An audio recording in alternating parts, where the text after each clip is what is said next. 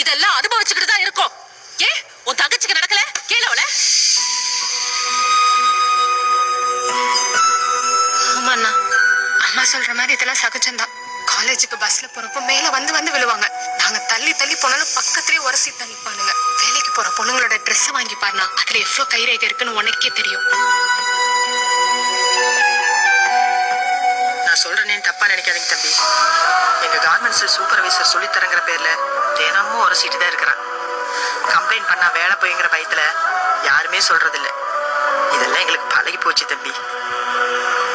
உன்கிட்ட எத்தனை தடவை சொல்லியிருப்பேன் ரேஷன் கடைக்கு போயிட்டு வாடான்னு. ஆனா நீ கௌரவ குறைச்சல் நினைச்சு போக மாட்டேன். அங்க நான் போகும்போது ஒவ்வொரு தடவையும் பணம் வாங்கும் போது அவன் என் கையை தொட்டு தொட்டு தானே வாங்குறான். உன்கிட்ட வந்து சொல்றியா அங்க ஒருத்தன் என் கையை தடவுறான், நீ கடைக்கு போடான்னு? இதெல்லாம் எங்களுக்கு பழகிருச்சு. சகிச்சுக்கிட்டு வாழ கத்துக்கணும். எங்களெல்லாம் காப்பாற்றோன்ற பேர்ல மறுபடியும் எந்த பிரச்சனையும் பண்ணாம இரு போதும்.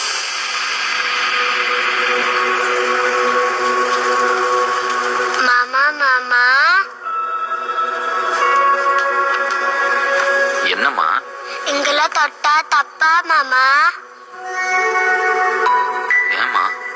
இல்ல, ஆட்டோ டிரைவர் மாமா இருக்காங்கல்ல, ஸ்கூலுக்கு போகும்போது ஒரு கடையில நிறுத்தி சாக்லேட் வாங்கி கொடுத்து இங்க இங்க இங்கெல்லாம் தொட்டாங்க மாமா.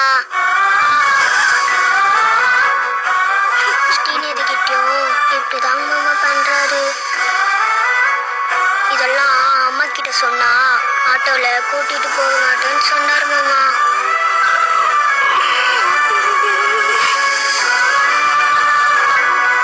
சந்தோஷமா? இப்ப சந்தோஷமா? இந்த வயசுல ஆரம்பிச்சு எங்க வந்து நிக்குது பாரு.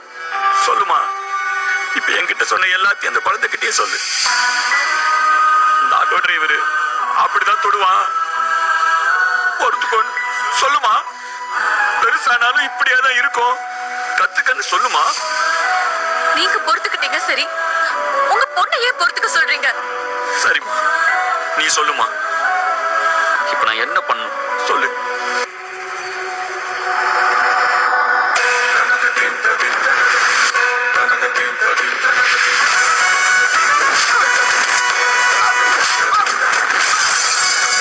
இதெல்லாம் பாக்குறப்போ இருக்கட்டும்க்கா. உங்க பையனை மாதிரி நாளைக்கு இவன் வருவானான்னு தெரியாது.